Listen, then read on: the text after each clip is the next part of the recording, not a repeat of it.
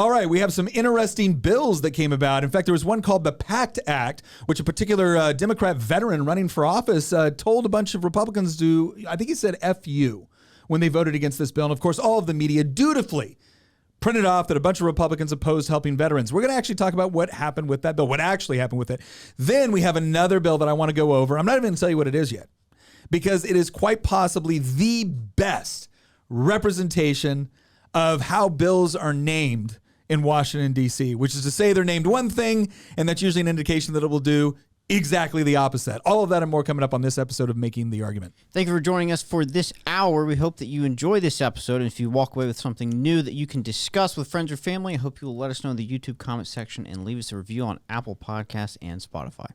I am your host, Nick Freitas, member of the Virginia House of Delegates, but other than that, a fairly good guy. And for the purposes of this episode, I'm also going to mention that I am a combat veteran with Army Special Operations because it's going to be relevant. Spoiler alert, coming up a little bit later. With us is my lovely bride, Tina, Queen of the Bees. Hello, everyone. And look who's back. I know. I'm wearing the shirt from Florida and everything. Wow, the prodigal historian. And political prognosticator. Everyone's going to be so glad Christian Hines. Like, everyone was like, where's Christian? For any of you who are worried that are a member of our volley chat, the Christian has not joined yet. As soon as we get done with this episode, I will be showing him how to join and participate. So don't worry. He will be there. We've all been yelling at him. It's like, you don't show up. You don't go on volley chat. It's good to be back. What is it you say you do here? I'll tell you what I did. He is the 1,000-pound brain of this operation. We'll get to it later in the show, but I looked a little bit into the details of the so-called Inflation Reduction Act, so I can't wait for us to get to talking about that. You gave away the name. Yeah, way to go. You get back 5 seconds Spoiler into alert. it. Oh, my gosh. Are we going to have to bleep that out? And, of course, producer of producers, Nicholas Hamilton. The good Hamilton, the one that doesn't like central banking. Well, Nick, you were just in Richmond the past 2 days. What were you doing down there? So I'm a member of the Public Safety Committee, and we actually did a couple of tours. We did one with the state police, which was really interesting because they actually took us through some of the scenarios they do for their training, some of the simulators they do, which were really cool. And I will just say this. There's a lot of people, there's a lot of journalists that would benefit greatly by make an appointment with the state police, and really with a lot of our local departments as well. But go to the state police and just say, hey, I would like to run through some of your training scenarios that these guys have to deal with, because it's always interesting to watch people that don't have any sort of experience with dealing with violent people or hostile situations. You put a training pistol in their hand, and anyways, it just usually doesn't go well for the same members of the press that are demanding all kinds of things out of law enforcement. So that was interesting. And then today we actually visited a state prison, and we talked about some of the programs that they've instituted to try to help people reentry, to try to reduce recidivism rates. We've actually seen some real positive results for some of these programs in Virginia, so they're really interesting. So it was great to learn more about that. So yeah, that's why I've been gone for a couple days. Yeah, we might be a little bit late getting this episode. A little bit late. We apologize. A little bit late. Okay, so let's move on to our first piece of legislation that we're going to reference today. It's called the Pact Act. And what this is that a lot of it had to do with funding to help veterans that were dealing with like respiratory issues and other medical issues. A lot of it was related to these burn pits, because there was a lot of there's a lot of like dangerous chemicals and other things that had been burned in these, and it was manifesting itself in different health and respiratory diseases for veterans that was, creating an additional need for resources. And pretty much everyone was fine with this, like this bill and whatnot.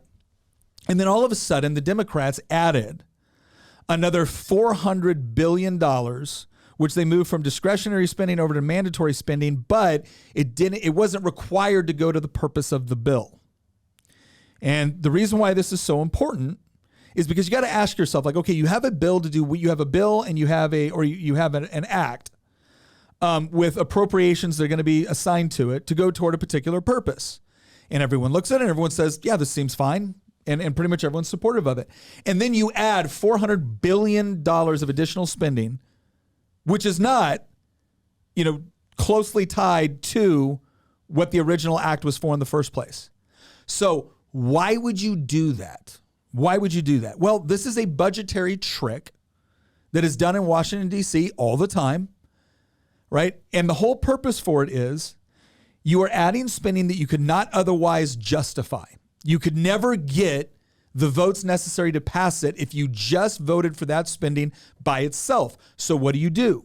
You take something that is very popular, that has strong bipartisan support, that is otherwise going to pass with flying colors, and you attach it onto that. Then what you do, right, if you're a Democrat, is you call up all of your loyal media hacks and you tell them that the moment the Republicans choose to vote against this bill because you have deliberately added a poison pill in order to remove their support from it, you tell all of your loyal media hacks to report Republicans vote against veterans spending. That's what you do. That's why you do it. Then what you do is you go out and you claim that your political opponents are playing politics with veterans' health, even though that's exactly what you just did. Then you get punks, and he's a punk, like Lance Kuntz, I don't know, Kunce. He's running for Senate in Missouri. And, you go over there and you look at his service, United States Marine Corps, combat veteran, 1 tour in Iraq, 2 tours Afghanistan, Marine Special Operations Command, which is true. He was their lawyer. All right, so he was a judge advocate general office with Marine Special Operations Command. Now, anything wrong with that? No. Thank you for your service, sir. Thank you very much. I'm also willing to bet that when you lead with combat Marine Corps veteran Marsoc, people are probably thinking guys running around kicking doors, getting terrorists. Just want everyone to know, probably not what this guy was doing. But he decided to go on Twitter and say to all the Republicans that voted against this, F you, right? Because it's that righteous indignation coming from a combat veteran. And I went right back onto his Twitter because he's like, well, this is why we got to flip this seat. This is why Republicans deserve to lose. I'm like, no, this is why you deserve to lose. Because either A, you didn't read the bill and don't know what's going on, which means you're ignorant of important legislation and you're mouthing off about it, or B, you're doing something that's even worse than what every non-combat veteran Democrat is doing right now, what every non-combat veteran member of the press is doing right now, where they're using veterans as a political prop to try to tear down Republicans because your side of the aisle decided to attach a bunch of spending that had nothing to do with the underlying reason for the bill in order to create a political situation where Republicans would remove themselves from sponsoring it so that you can then come out and say they're anti-veteran. And you're using your status as a combat veteran to perpetuate it. Got your number, dude. Know exactly the sort of guy you are. Because if there's things you want to be mad at Republicans about over veteran stuff, there's things you want to be mad at Republicans about over going to war and stuff. You know what? There's probably a lot of issues where I'd stand right there with you and agree. But stuff like this is garbage, and you exploited it, and you used it for your Senate campaign because it was low-hanging fruit. Not because it was true, not because there wasn't a good reason why Republicans like me who, oh, by the way, Lance, yeah, I was also special operations, but I was on the side that kicked the doors and got the bad guys. And I would have voted against this because it's garbage, because we have to teach Washington, D.C. a lesson that you don't use veterans as political props. If you have a bill with the funding allocated for a necessary need, and everyone agrees on it, that's what we call a policy success. And when you take what would otherwise be a policy success and you turn it in to a political football to benefit you, maybe you shouldn't be telling everyone else to F off. Anyway, so if you wanted to know what the real story is behind that, this was purely politics. This was someone taking an otherwise good bill and trying to attach a poison pill to try to create a political story during an election season. And I know that both sides do it, but I really don't appreciate it when it's used as a political prop. And when you have someone like this who's running for the Democrat Party's nomination, using his military credentials to push something like this. Not the bill, the narrative. If he wanted to get on there and say, hey, look, $400 billion additional, $400 billion, I think they should have voted for it anyways. Fine, make a fair argument. But there was no reason to add that additional spending, especially at a time when we're dealing with rapid inflation, especially at a time where we don't have the revenue for additional spending that isn't directly tied to the bill that's actually going to support service members. So don't use this as a prop, Lance. Lucas, yeah, Kuntz. I don't know, whatever. Don't vote for him.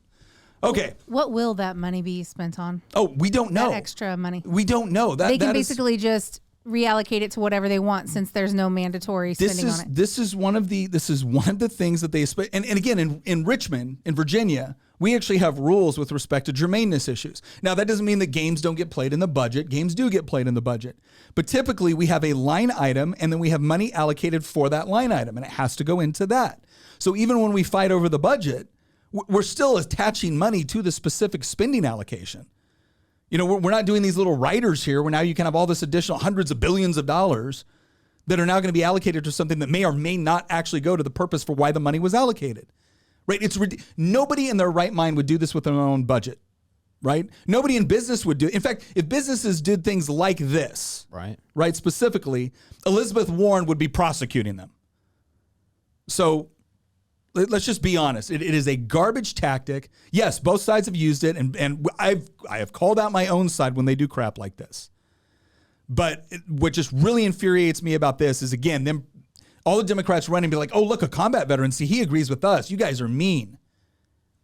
All right, well, let's play that game. I'm also a combat veteran, and no, it was the right course of action. Because the country I fought for is one where we're actually supposed to follow certain processes and do things which actually make sense within the confines of the Constitution, not come up with little gimmicks so that we can then tear down the other side and deny veterans the help that you claim you want to give them. So I'm sorry, I didn't fight for people to engage in that sort of garbage. Didn't this guy show burn pits, being like, "Oh, these are the burn pits I sat next to"? He said he showed it from his office. Oh, he could look out the window from his and office. see. Well, look, I'm not going to challenge the guy on whether or not he's dealt with this issue or is familiar with it, because again, you didn't have to be in a combat arms role, right? Because that's different. A lot of people go to a war zone. That doesn't mean everyone's engaging in like active combat operations. That's why we have combat arms. That's why we have what they call soft skills. Right? That doesn't mean that isn't valuable, and it doesn't mean that it's not dangerous, right? There are plenty of people that work in support roles that do incredibly dangerous jobs, and I'm very grateful to all of them, right? I'm not sitting here getting in a contest with this dude about what he did versus what I did. I don't like the way he markets certain things, right? But it's more of this idea that you're going to use that credibility that you're supposed to have as a combat veteran to push what is a total political play. Right? If anything, you should have been going out there going, look, I don't approve of either side doing this. Both sides do it. I don't approve of that. Let's just stick with the original bill and the funding allocated to that. If you want additional funding, go make justification for that elsewhere, but don't use veterans' health as a way to spend money on other things. Right? That would have been an honorable thing to do.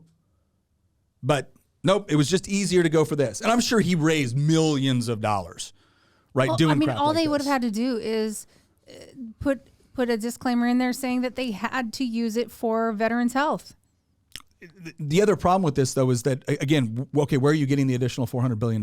Right. Well, that's true. Right. Like you had money allocated for a particular problem. If you wanted to add more, you could do that. But I mean, our military is a legitimate function of government. Yeah. And so when we're talking about funding them, it's make the case for what you're funding. Keep in mind, they didn't want an additional $400 billion for veterans' health. That's not what they wanted an additional $400 billion for.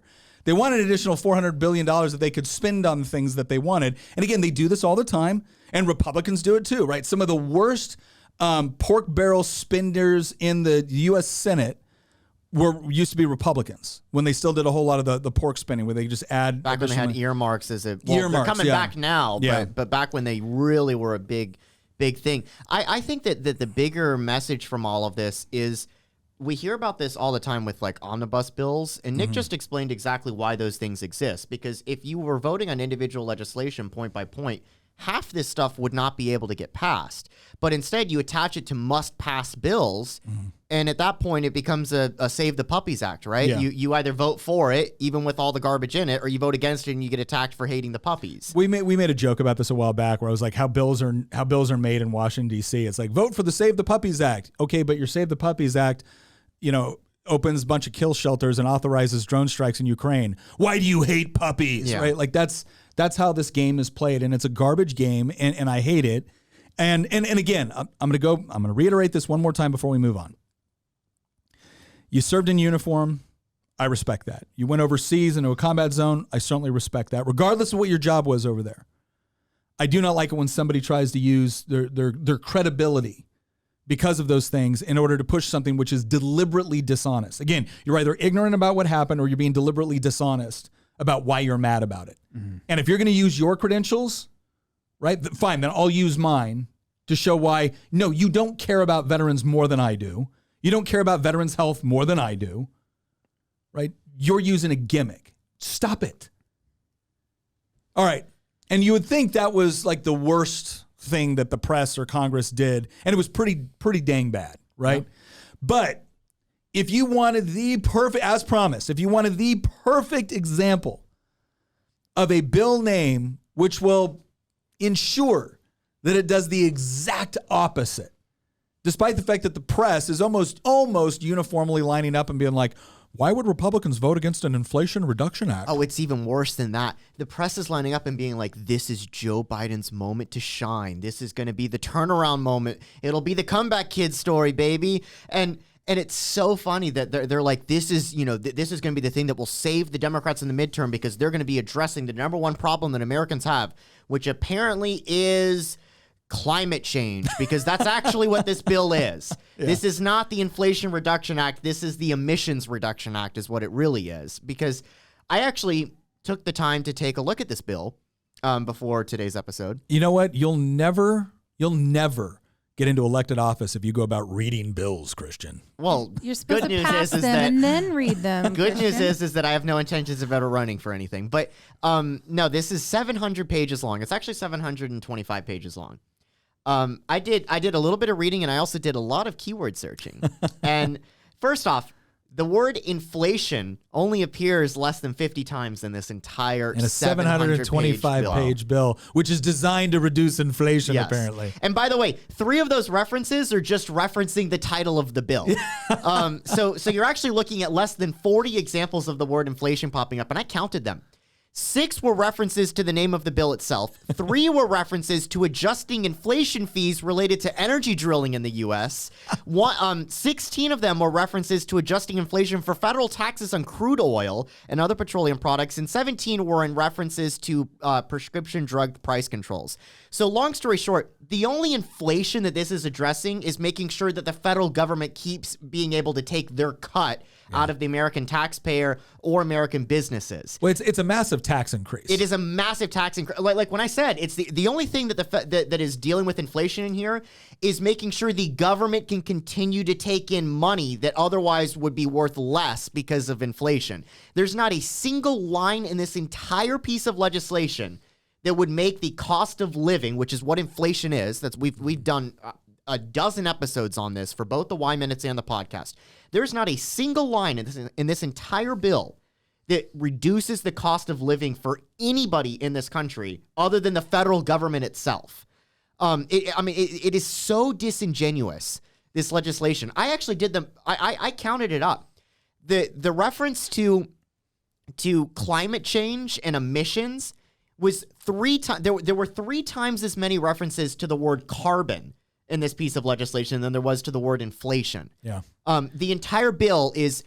Do you guys remember Solyndra from about 10 years ago? Yes, $500 million bailout. Oh well, what about a $300 billion Solyndra, style bailouts? Like the amount of cronyism that is in this legislation for the green energy industry is so prevalent that all that you need to do is look at the ticker symbol ICLN on the New York Stock Exchange, which is one of the green energy ETFs. Yeah. Like every single one of those indexes that were tied to like the green energy industry like just soared after this piece of legislation was put out. For no reason. It wasn't like these companies were doing great. In fact, many of them were getting crushed by the market and higher interest rates because they're all loading up on debt because none of them are profitable.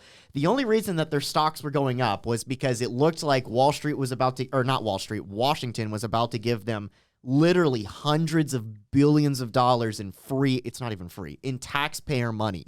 Yeah. I mean, well, first of all, here's the thing. So here's kind of like the first thing to really understand about this. Obviously, Christian made a really good argument for why this doesn't help reduce inflation. It actually hurts it. And the reason why is because, again, as we've discussed before, when the Fed is just printing out money and the overall value of your dollar is going down because they're just arbitrarily printing more money, right? That's inflation, right? It causes all the prices to go up as a result because your dollar has less value. Now, what they're doing on top of that, though, now keep in mind, there's other reasons why prices go up. We've also discussed this. So you got supply chain issues, you have taxes, regulations. All of those things have an upward pressure on prices because the more you make it expensive to engage in productive activities within the economy, right, the more cost is associated with that. So their inflation reduction plan is specifically targeting like a lot of oil and gas and things like that. So the very things that we're relying upon, right, to drive gas prices down, right, like increasing supply. That's why at the same time Joe Biden was cutting oil supply in the United States, he was flying over to Saudi Arabia and begging them to send more into the open market, because apparently if you drill for oil in the United States and you refine it here, that's environmentally catastrophic. But if you get it from a theocratic dictator in the Middle East, totally fine. Earth Mother does not mind. Ship it around the world. And then ship it around the world. Then that's so much better for Mother Earth. She totally does not mind. But so they did all this. So what they are doing right now is they're raising taxes on an industry, right, that is one of those industries that affects everything. A number of other things in the economy. So whenever you're talking about like widespread prices going up, the reason why that's usually a result of monetary inflation is because when you decrease the value of the dollar, everything goes up as a result. Well, there's certain industries where if you negatively target them for taxes and regulation, and you add the cost of doing business within those industries, that also has a disparate impact on a lot of other things, because all the products that you get at the store were probably not made there, right? They were produced somewhere else. They were shipped, right? Flown, driven to someplace else, to a retail front. So this is another way to cause prices to go up. So apparently it wasn't good enough for them to just print out trillions of dollars in order to drop the overall value of your dollar. Now they have to put in additional taxes that is going to cause prices to go up again on a number of products that have nothing to do with the industries that they're targeting. Oh, it's even more funny than that, because another one of the huge beneficiaries from this legislation, which drastically increases taxes and increases energy costs. In fact, I remember reading a study that said that it could end up increasing the cost of a price of a gallon of gas by around 90%.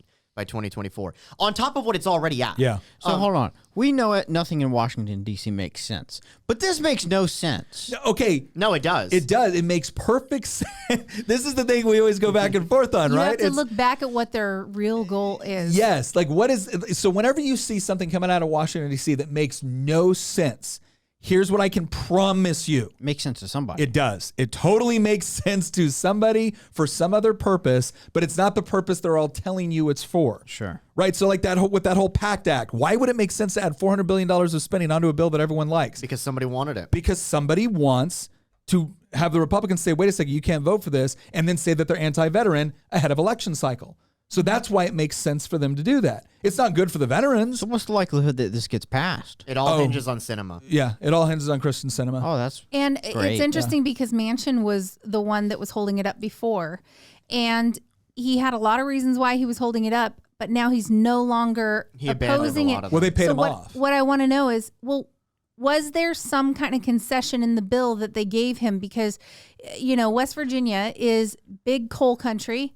Did they go easy on coal? Is that what it was? No, there was pipeline subsidies. Because I'm reading things saying that this is going to be really bad for West Virginia, and he's still voting for it. Well, it's really bad for the energy industry, but there's plenty of goodies in there that he can go back to his constituents with and hope that he can try to bribe people with. Now, whether or not he'll be able to successfully do so is yet to be seen, obviously. But, like, the thing that really caught my eye, one of the things that really caught my eye, there were two things. One of them was this bill massively increases taxes and then takes a portion of those revenues and gives $80 billion, almost $80 billion. It's like 78 and change. Almost $80 billion to the IRS for tax enforcement in order to increase the number of audits that the IRS is going to engage in. Yeah. So I thought that was hilarious. So for all of you that's really going to lower inflation right there. Yeah, so for all of you that found your taxes to be an absolute nightmare over the last couple of years between the federal government handing you money and then giving it back and then giving you a loan and then forgiving it, but then saying you got to pay taxes on it at the state level. For all of you that had a nightmare for that, $80 billion to go to the IRS so they increase the number of audits after people that are actually going out there and trying to, again, be productive. On a side note, I think it's really funny to me because there were Democrats going crazy over Elon Musk possibly buying Twitter for $66. It was $44 billion. $44 billion.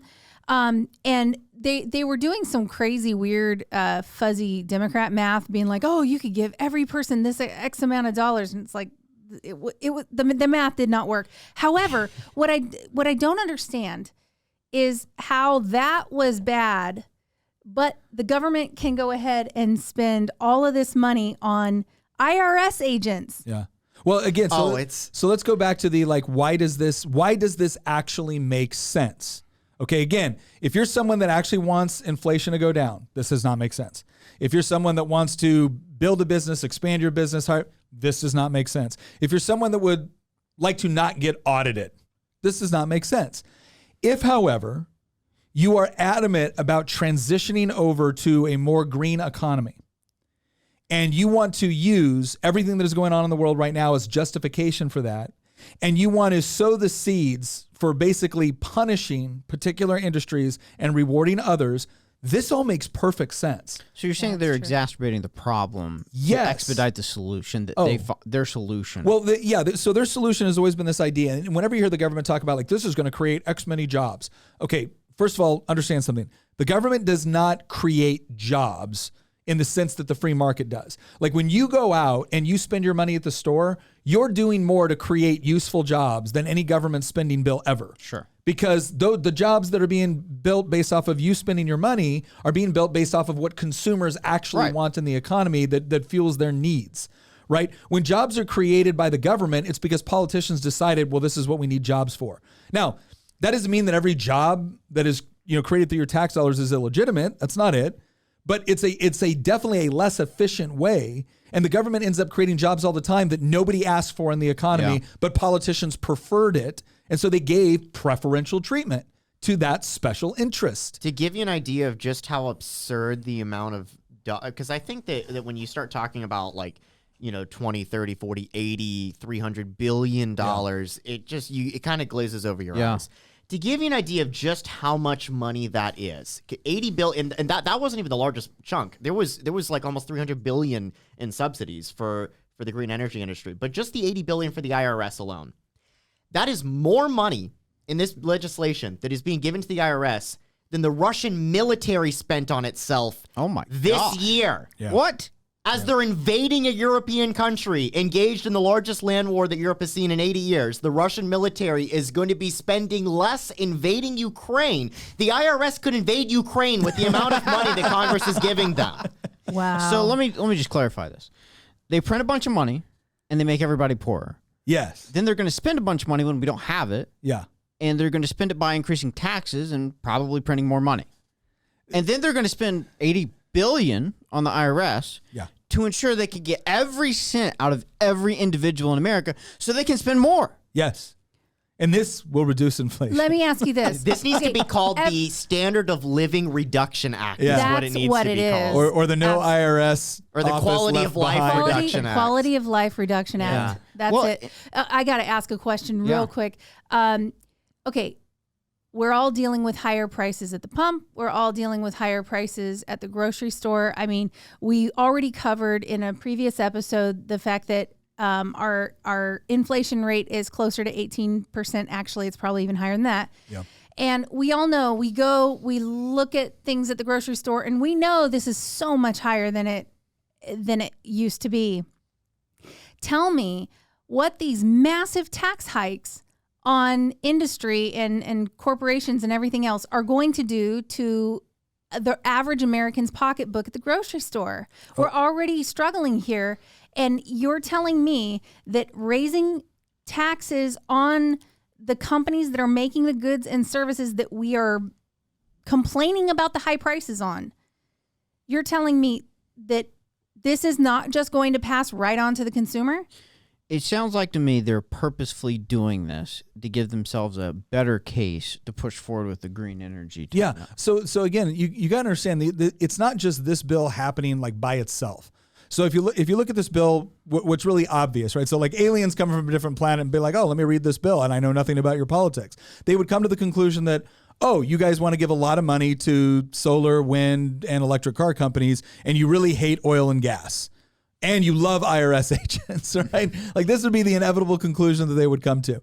So when they talk about we're going to raise taxes, but this actually reduces deficits. Well, okay, again, you notice how reducing deficits is never achieved in DC by spending less money. It's by taking more money from people that are earned it out in the economy. Well, again, you're stealing that money from the economy. So it would have served a purpose there. whether through investment or buying goods and services or whatever it was. So that has an adverse effect. But then you're going to come back and now you're going to manipulate the economy to go in the direction that you wanted to by giving money to your buddies, right? And punishing the people that you don't like. So now you're manipulating the economy. In the meantime, they love to talk about deficit reduction, but really what we need is spending reduction, right? That's the way to reduce the deficit. So in the end, the question is going to be, once they get the money, right, how much, if they start engaging in new spending, which they almost always do, then they're not even really cutting the deficit. And they're going to be so tempted to use whatever funds they can actually raise to send out like more checks to people right before the election cycle. That's what Biden's already talking about, wanting to do more. And they're going to say that's how we're going to help people deal with inflation is by giving them more government money. But they're doing all And there's only two ways you can do it at this point. There's three ways the government can spend, right? It can borrow it, it can tax it, or it can print it. It's been printing a whole heck of a lot of it. It didn't stop taxing and borrowing, by the way. It just upped its printing game. Well, now it's going to up its taxing game to go along with the excess printing it's doing. Meanwhile, they're raising interest rates. And then what they're going to do is here's the other part. Here's part two, right? So that whole part was like what they're doing with this bill. Part two will be they will constantly hammer home and they've been already doing this, mean, greedy corporations, mean, greedy oil and gas, mean, greedy, whatever. Any industry they don't like is mean and greedy. And every industry they do like is going to save the world and needs your tax dollars. So they're going to try to get you to hate when you have to show up to the pump and you have to get gas, or when you go up to, a grocery store or whatever it is to get groceries and you're angry about the price. What they want you to think is the company is the one that is guilty for the high prices. And the government gave me this nice check. And the government's punishing those mean people that got those profits by giving me some of the money so I can afford these products. That's how they want you to look at it. That's not what's actually going on, right? They're once again, they're pushing inflation and higher prices, and then they're trying to bribe you with your own money or with money that they either tax from people that had to raise the cost of their services, goods and services, or they're printing it so they're actually reducing the overall value of the check they handed you. Can I ask a question real quick? So piecing all of this together, all of these talking points, what they're saying that they want, it looks to me like, so the Fed is going to continue to ratchet interest rates. Mm-hmm. They want to be able to give out these stimulus checks, so chances are they're going to print more money. And they're doing these massive spending bills along with massive tax hikes. And what I want to know is what's coming down the road if this is the combination they use. If they stick with this combination, because normally what we see is, we've got inflation. We need to ratchet up our interest rates so that the inflation will come down or at least level out and stop printing. But that only works if you stop printing. Now, if you keep on printing and you're raising taxes and you're increasing government spending, what's coming for us? Explain what's coming for us as the average family. The end of, so the complex jargon term would be the end of what we would call debt monetization. Which is, that's basically already on its way out the door as the Fed keeps raising interest rates. But we're talking about not just a recession at that point. We're talking about a depression. When the debt monetization scheme that the Federal Reserve has been using, since 2008 to keep the federal budget propped up, when that comes to an end, it'll get really, really bad really, really quickly.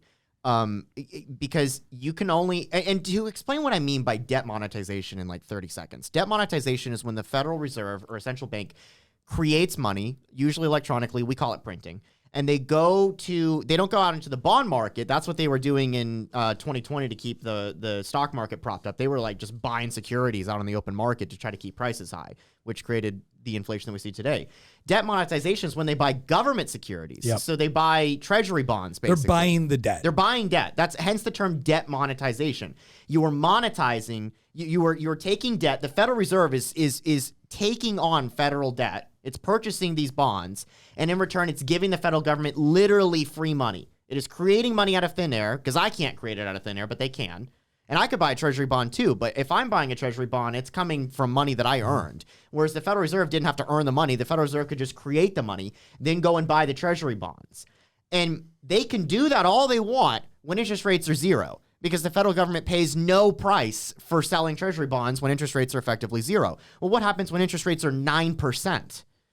Suddenly, the cost to facilitate that debt, let alone pay it down, but just to maintain the interest on the debt, is going to be astronomically large, which is going to drive inflation through the roof. And it's going to lead to a complete collapse of the federal budget at that point, which is why debt monetization is literally like banned in some countries that don't have the power, the staying power. The federal government is so powerful and the American economy is so powerful that we can get away with this for a while. Many other countries, they tried this in Zimbabwe. Yeah. And we've done Y minutes on this. They tried this in Sri Lanka. Yeah. And we've talked about that before as well. Some of these smaller countries, they tried it in Greece 15 years ago before the Euro debt crisis.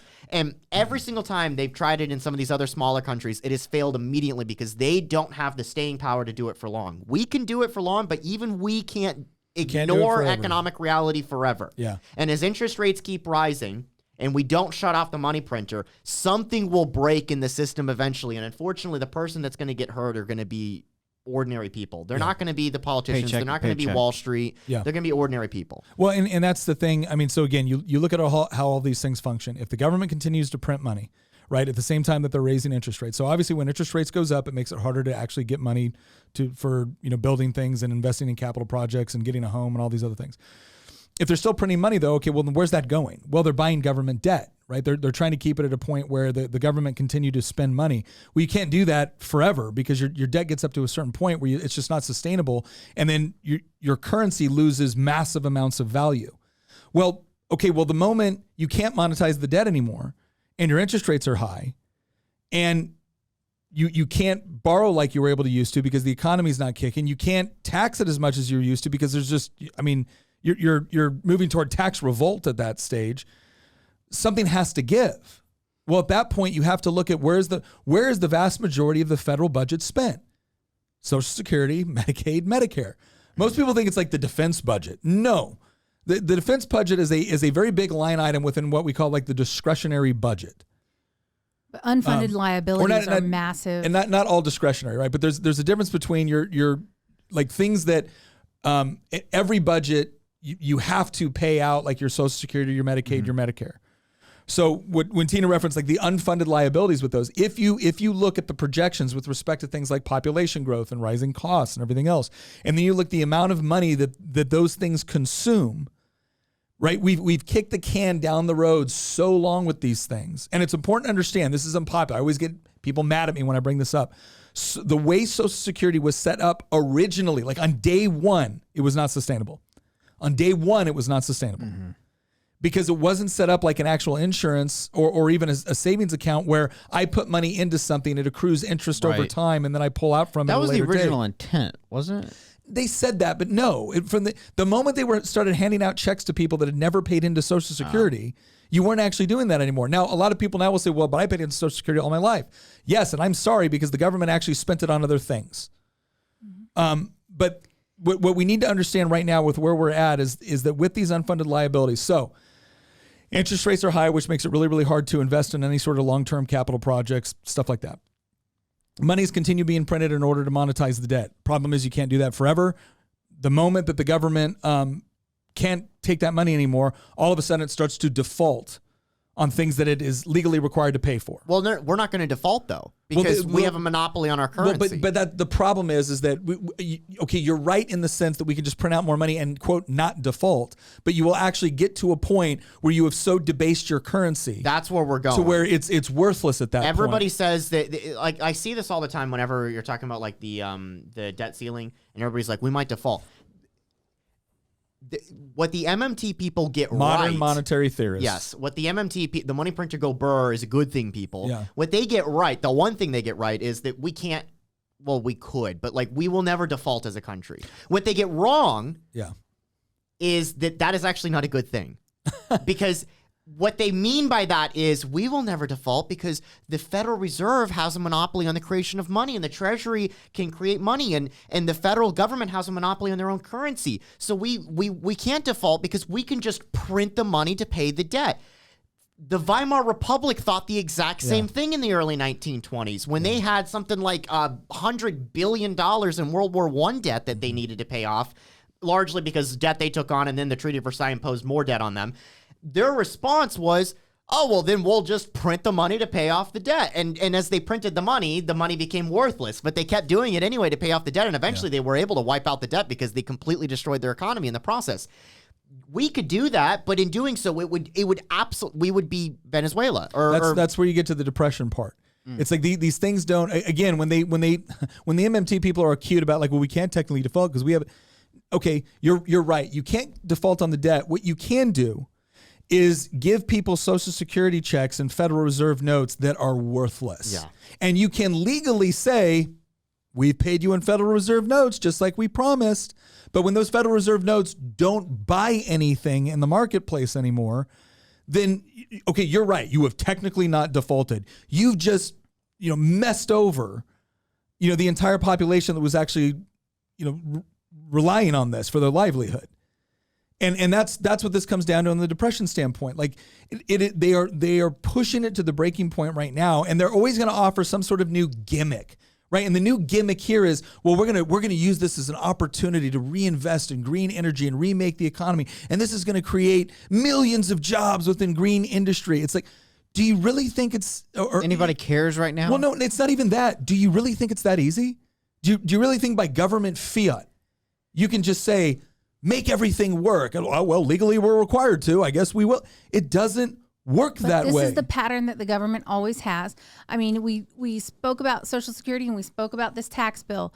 This tax bill, if I was reading that correctly, it looks like they're basically creating revenue off of these taxes, but they're spending the revenue on the front end. Yes. So they are depending on things coming in the future. That's exactly what they did with Social Security. They looked at the birth rates and they went, oh, well, each family's having, what was it, like 4 and 5 kids. 4 or 5 You know kids. what it reminds me of? So four or five kids. And so those 4 or 5 kids will be in the workforce, propping up the 1 or 2 people at the top getting the Social Security. Well, then the birth rate goes down to like 2.5. And now you got 2 people propping up 2 people. That doesn't work. It just doesn't work. And so we're going to see the same thing with this bill, with this tax bill. They're going to get everything they want, and then down the road, when their policies cause an economic crisis, They will to blame it on the deepen- greedy billionaire. they'll deepen the crisis, so it won't bring in as much revenue as they think it will, because they're making assumptions based on current numbers. Oh, no, they're going to blame it on the marketplace as a whole. This is a failure of capitalism. Yeah. That's exactly what they're going to do. This reminds me so much of what happened about 20 years ago. Yeah, about 20 years ago-ish with the Enron scandal. Yeah. Where, long story short, Enron was a giant energy corporation about in the early 2000s, late 90s. Huge scandal that blew up. In fact, it was so big that it sank one of the big 5 auditing firms in the U.S. Yeah. That's why there's only 4 now. Yeah. And long story short, what Enron was doing was they were signing these contracts with these other companies, and then they would do the calculations and be like, oh, well, we estimate that over a 10-year period, this is going to bring in $50 billion into our coffers. And so then they would write onto their balance sheets, we made $50 billion, despite the fact that nothing had been done yet. And they kept doing that for years and years. And so all their balance sheets were reporting that like they're just a cash flow machine. They're just rolling in the dough, when in reality they hadn't done anything yet.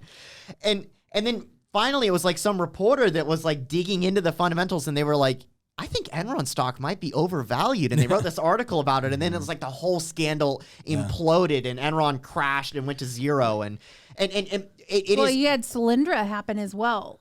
It is a sleight of the hand, gimmicky. What it is quite frankly, remember the guy who was one of the architects of Obamacare that said, well, we were hoping that the stupidity of the average American would lead to them not seeing all of the stuff that we were doing with Obamacare. He said that in like 2014, right before Democrats got wiped out in the midterm elections. Yeah. What this is this is a classic example of Washington, D.C. thinking that the American people are too stupid to look beyond the title of a bill. And they see the word inflation reduction, and they did the polling, and they determined that everybody cares about inflation right now, so they think that they can cram in the Green New Deal and a bunch of Solyndra-style cronyism and a bunch of other pet projects to fund the IRS, who, by the way, their PAC, 100% of their donations for the IRS Employees Union goes to Democrats. So they're just trying to funnel money into electing more Democrats using this legislation. Wow.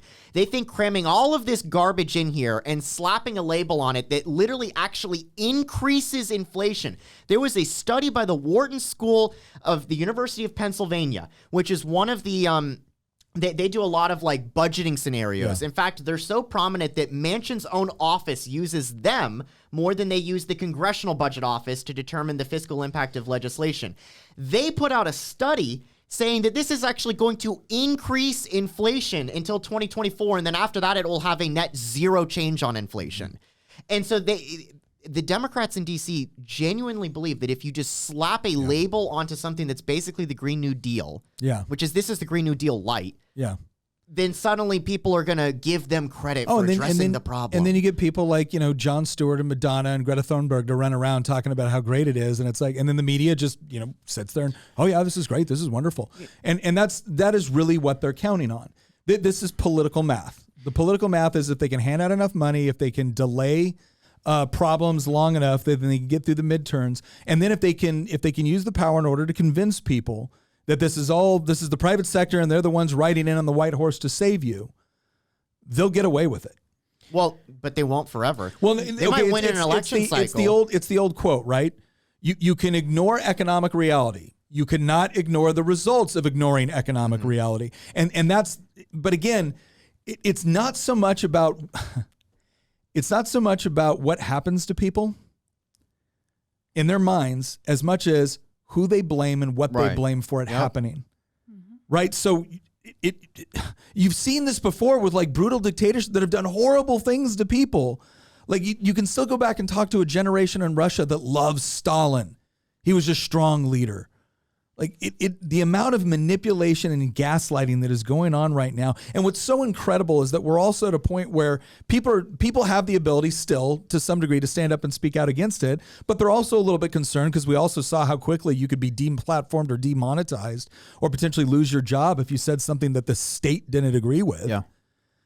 But that's where we're moving to right now, and it is a little bit terrifying. Well, they only need to make it to the next election, and they know that. So if they can soften the blow enough, if they could get you to take on a little bit of fluff long enough, you'll vote for them and you'll put them back in. But here's what's scary to me is that there was a poll that just recently came out saying that people are still leaning toward the Democrats because they care more about being able to kill their unborn than they do about the economy. So all they need to do is get this economy to a point where it's just it's manageable. They have a narrative that people are willing to believe or accept, and that's all they need to do because they're so riled up about not being able to kill babies anymore that they're going to go ahead and push this. That's what that poll said. Now, of course, there was like 15% of people that were undecided, and I think that's where we're going to see the difference. Yeah. But still, it is terrifying to me that people care so much about the ability to kill their offspring more so than they care about being able to feed the offspring they allow to live. Well, that goes into what Hamilton and you were talking about, or you and I were talking like yesterday, just you and us, about the culture war thing and how a lot of people will vote based on that more than their pocketbooks or their standard of living. And when I say that, I don't mean that pejoratively, like I'm dismissing it. I'm deeply pro-life, right? But what I mean by that is that it is kind of shocking that some people are voting based on, whether or not they can have an abortion over. I think the difference is the issues within the culture war they see pretty quickly. Whether, the abortion issue. When it comes to economics and your pocketbook, crap has hit the fan by the time you see prices rising on the shelf. Well, and they're really good at pointing to a different boogeyman. It's complex. Right now, we're all in a bunch of, everybody is doing a bunch of cleanup. Like this whole thing with Nancy Pelosi going to Taiwan, this is wag the Pelosi at this point. Because here's the deal. Her husband gets a drunk driving charge and gets off easy for it, and it wasn't even it wasn't like he blew a little high. No, He was drunk. And then she gets highlighted for all of this, what looks like insider trading to a massive degree through her husband. What did she do? I need to go to Taiwan. I need to make China hate me and everyone look at me like a hero. You know what? I don't recognize what's going on here. I don't think the left actually hates billionaires. I think they they love them long as they spend it on what they want. I think they hate billionaires that got rich without their help. Yes. Yeah, they do. Yes. You're absolutely right. We've talked about this before. It's a form of economic fascism is what these people actually really want. And what Tina said, what scares her, what scares me is more on the medium to long term, where the path that we're on is already unsustainable, and we're just making it more unsustainable in terms of, the economic realities that we're facing, especially with the inflation thing, the debt monetization thing, the federal budget deficit in general, the high levels of taxation. And folks, we have seen this time and time again, that when an economic crash, and I don't mean a recession, I mean a depression, when stuff like that happens, people start turning to radical political ideologies as a solution. The election immediately after the 1929 crash in Germany produced the largest percentage of the vote for the Nazis and the communists that Germany had ever seen ever. Wow. Because the Nazis were successful in making everybody think it was whose fault. Right? Well, I mean, they blamed a whole people group for their problems. It wasn't just that. They also blamed the failures of the market, because the Nazis were a bunch of central planners as well, and obviously so were the communists. Yeah. And the thing is that there's been studies on this that have shown that throughout history, when things go really south economically, people start abandoning their faith in representative government. They start going people will seek security. Strongmen. People will seek security. And look, this is not something to look at as like, oh, they're just all weak or they're sheeple or whatnot. Look, if the Mongolian horde is charging down on your village and about to set it on fire and sell you into slavery, and somebody shows up with an opposing armor to stop them, you're thankful for it. Yeah. Right? So let's just be honest about human nature right now. The tragic part of all this is that we're not staring down the barrel of a gun of some foreign power that's about to impose something on us and therefore running to a different power to help us. We're electing people who are doing this to us. We're doing it to ourselves. Because they have a different vision of how society should be organized. And in their vision, it's about government power. Now, they may be completely convinced that they have nothing but the best intentions for people and that they're going to create equality and equity and wealth and prosperity and health. And they might think all of that. But their mechanism for doing it is more government power. Well, how do you impose that on a people that have representative government and are not necessarily inclined to being told what to do? You do it through fear, right? And when you can actually establish the fear, when you can actually create the environment, and you can point to your political enemies and say, that's what you need to be afraid of, trust me. Yeah, you'll be shocked at what people are willing to give up and what they're willing to endure. Now, I know we've got to wrap this up. Here's the good news. What's the takeaway? Here's the good news in all of this, right? Because everything we've just talked about is like totally doom and gloom. Yeah. I'm back. Perfect timing. The good news is this. I still believe that out of any country in the world, because of the way we're organized through things like federalism, that despite all of the problems that we're facing, we are also the ones best positioned to eventually weather this and then come out the other side better off for it. It is all about what lesson will we learn through the loss we are about to experience. There is going to be an economic downturn. There is no way to get out of what people have been doing, what politicians have been doing for the last 100 years without a little bit of pain. The good news is as problematic as some of this is, the entrepreneurial spirit, private property rights, there's so many things that are still essential to our society. I think still a part of the fabric of this country, that if we learn the right lesson, if we learn the lesson that We cannot allow the Fed to operate this way. We cannot allow central banking to determine the value of our money the way that they have been. We cannot allow the government to have this much power over our healthcare and our retirement and the economy in general. We have to give more freedom and more leeway to individuals. We have to let them keep more of what they earn. We have to, get the government out of constantly through regulations and occupational licensing and all of this. We have to take away that power, because if we do, it's not that everything will always be perfect forever. People are, we're fallen, right? And we make mistakes.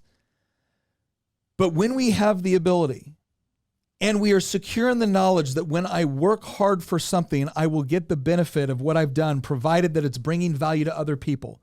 When our success as individuals is tied to our ability to be able to provide and produce in such a way that it makes other people's lives better, that has a positive incentive structure that ripples throughout the entire marketplace and ripples throughout society and communities. The other thing that we're going to have to learn from all of this, that we've been talking a lot about economics, I want to talk about one more thing here from a social component. They're going to try to convince you that the only thing that is going to save you is a government program coming in and replacing the very institutions that we have relied upon as a species for millennia now. There is no government program that replaces a mother and father in the home. There is no government program that can replace the sort of community that's genuinely fostered by people voluntarily choosing to help one another in times of struggle. There is no government institution or agent or bureaucracy which can replace the family, the community, the church. They cannot do it. And the lesson, if we learn this lesson, that the government has a role to play, but it has to stay within the boundaries of its legitimate functions.